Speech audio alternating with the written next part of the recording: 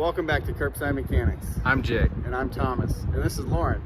And you may have seen in our last week's video of us working on my wife's 2008 Dodge. And my '08 Ranger. And if you may have caught our Instagram, you can see I'm having problems with my Ranger right now. And in this video, we're going to go over those problems and how to fix them. Alright, so tools we're going to need for this job. Jack stand and jack, obviously, to lift up that corner of the vehicle. We're going to need an impact wrench with a 19mm socket. If you don't have that, a tire iron will work. You're going to need a breaker bar, a torque wrench, a 32mm socket for the hub, as well as some standard tools you can get at any parts store or a supermarket, some grease, possibly a ball peen hammer, and obviously some WD-40 for those rusty bolts. So we have the truck off the ground, and I think we found our squeaking noise. We found the problem. So what that is a bad hub bearing. So we bought the new one to replace it. Here's the part number. Brand new hub bearing. So as you can see here, the first step we're gonna have to do is take the wheel off. Alright, so what we're doing right now is we're breaking this axle nut loose with the 32mm axle nut socket. We found it was a little too big, but it still worked. And then what we're doing right now is we're getting our tire iron to block off these lugs from moving, and then using a breaker bar to get off that axle nut.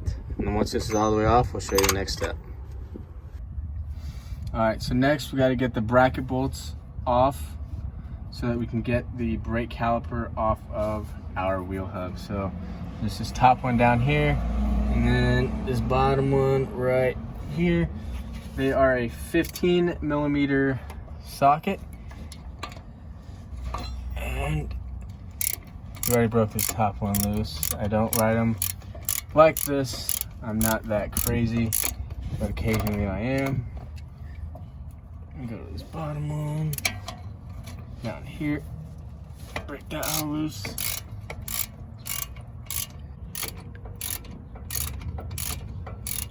Just finishing up the top bracket bolt, and we're gonna hang the caliper and bracket up.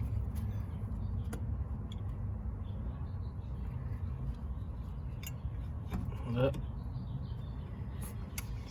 She ain't loose yet, boys. Ain't loose yet. Keep her going.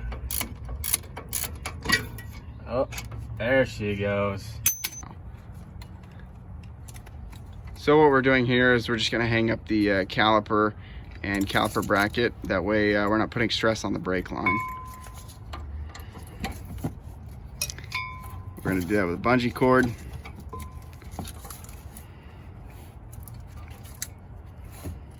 As you can tell, I'm struggling to do basic tasks.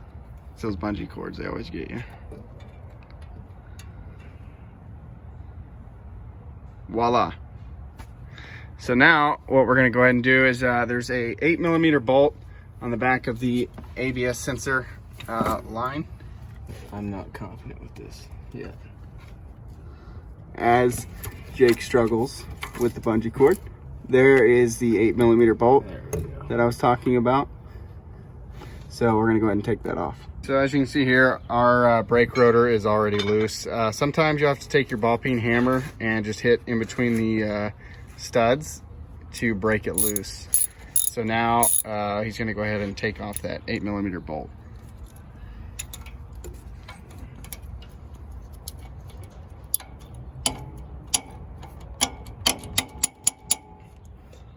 So we're taking this bolt off. Little side note action. I just love when manufacturers put bolts in places where you can't quite fit a ratchet, and you just gotta like slowly take it off, like inch at a time. That just really does it for me. We'll come back when this bolt is taken off.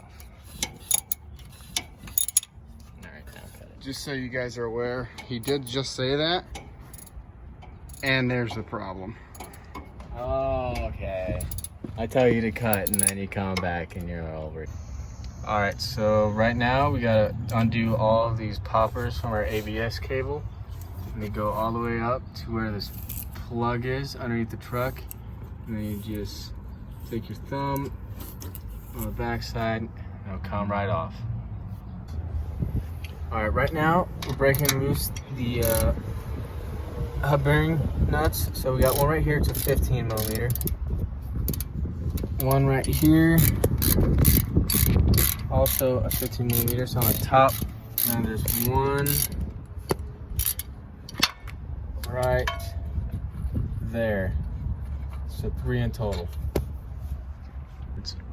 So this is why we don't buy our extensions from Walmart anymore. I've never seen somebody twist the head off of an extension before. Now, after we got a new extension, Cobalt brand, in case you were wondering, we're gonna finish taking off these hub bearing bolts on the back of the spindle. All right, so we're getting this last one off here. It took both of us to try to break it. Finally, Thomas got the strength to to get it done. Yeah, like I said, WD-40 for those rusty bolts. Once we get this off, we'll be back with the next step. All right, so our next step is to get the hub itself off of the spindle. So right now we're trying to chisel away at all this rust because this was a Canada truck, so the rust is extremely bad on everything. We got to undo all that damage. Yeah, pretty much chisel away at it, at this little seam until you can get it off. And once we get this off, we'll tell you exactly what needs to happen next. All right, so we finally got the hub bearing assembly loose. It's in there really good. So you can take a flathead screwdriver or a chisel and you can put it in this little gap here. There won't be this gap before you broke it loose. Take a mini sledge, something of weight. That way you can really deliver a good hit, and you're just gonna put it there. You'll break it loose a little bit on one side, go to the opposite side, do the same thing until you've got it broke loose. Do recommend wearing safety glasses when you do this, because whenever you hit that with a hammer, stuff is gonna fly off. So we're gonna go ahead and remove the hub bearing assembly. So it's on there pretty good still. It's stuck on the CV axle shaft. Just take your hammer and hit it a couple times.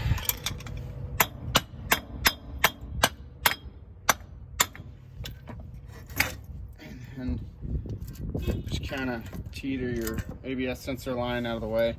So this is the old hub assembly, and the reason we're replacing this is because whenever I'm moving this back and forth, there's a lot of play in it, which shouldn't be there. Meaning, so as you can see here, the bearing's compromised and has a lot of play in it.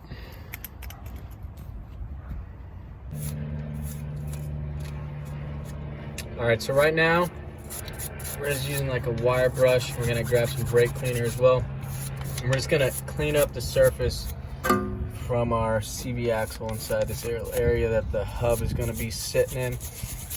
You know, all this rust, like, it's natural, it happens, but it absolutely wreaks havoc on vehicles, and it makes people like us who want to work on these vehicles have a hard time getting through all of it.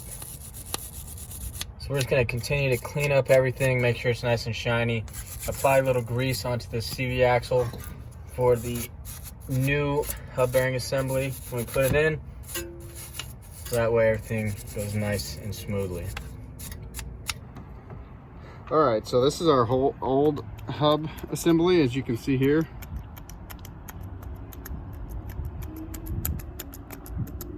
The bearing is definitely wore out in this one. So this is our new hub assembly here. Just want you to see the difference.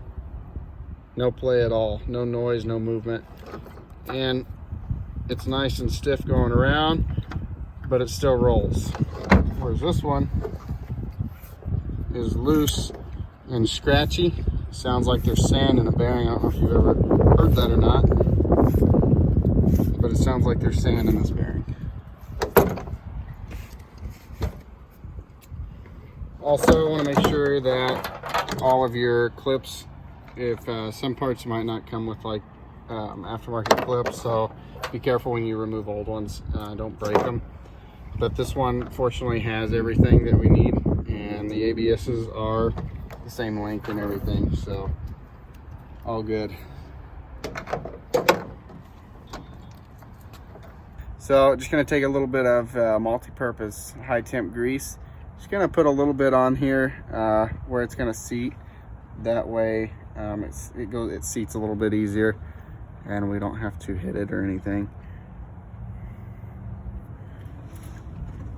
Go ahead and just put a little bit in here. Doesn't have to be a lot. Anything just to help it slide a little bit easier. Go ahead and take some more grease, put it on the splines of the CV axle. That's going to help you seat the splines a lot easier than if you don't have any grease on it at all. Again, doesn't have to be a whole lot, just enough to get it on there.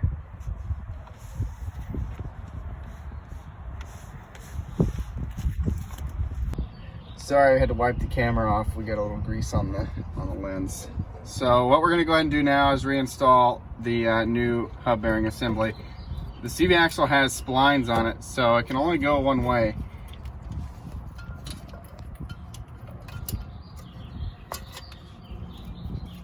Just be careful with your ABS line. Just get that behind there, behind the dust shield.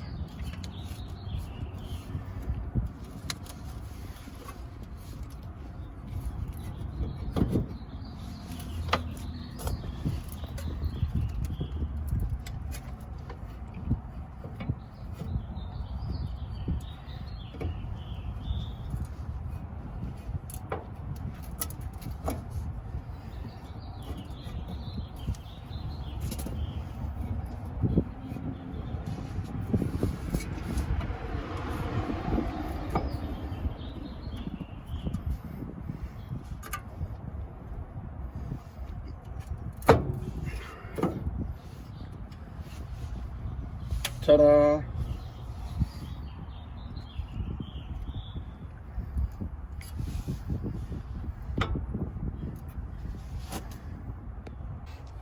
All right, so once we get that hub assembly on, our next step is to put the bolts that we took off back into it. So you see we got our hand tightened right there,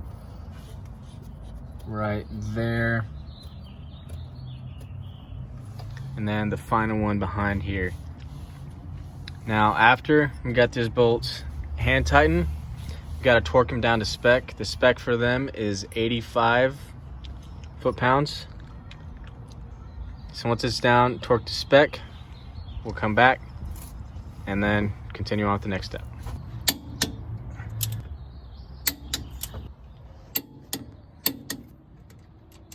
So now that we got that tightened down as far as we can go, we're going to use our torque wrench right here and a breaker bar to hold the hub assembly in place while we torque it. We're going to torque it up to 185 foot-pounds because that is a spec for our 08 Ford Ranger 4x4.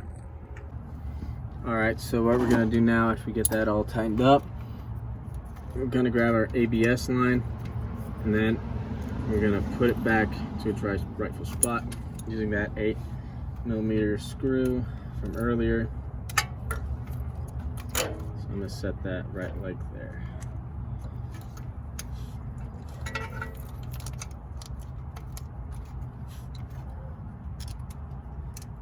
Why am I the one that always has trouble? There we go. Alright. Let's get that started by hand.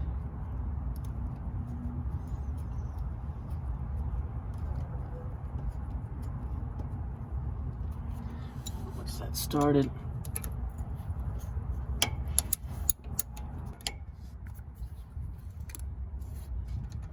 once we get that secured, the line is nice and on there.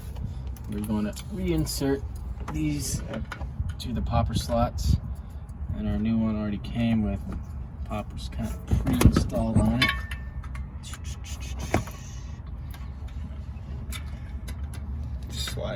Slide it down on your cable. I know that ain't wrong. Pretty sure. Because it can't get slid down. See what I'm saying?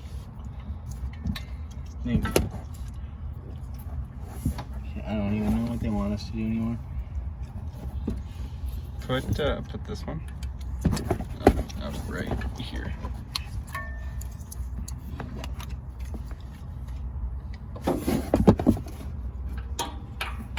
So as you can see, we're having a little bit of trouble getting the poppers in the right place on the ABS line. They don't line up just perfectly, so we're just gonna have to... I love aftermarket parts. Exactly. What would we do without them, though?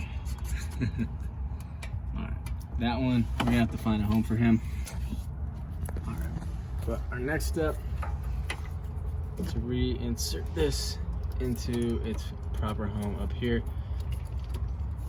And that just clips on, give it a little tug, not too strong.